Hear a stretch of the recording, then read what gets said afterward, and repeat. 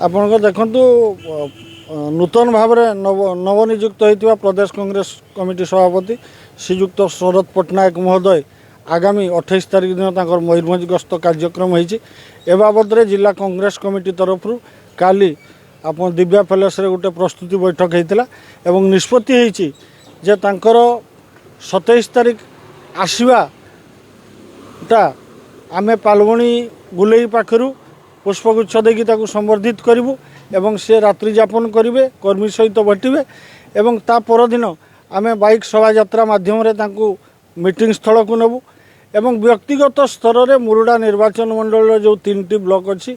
मुरुडा सुलियापदा और रासमेंदुपुर यही 3टा ब्लॉक रु अन्यून 400 कर्मी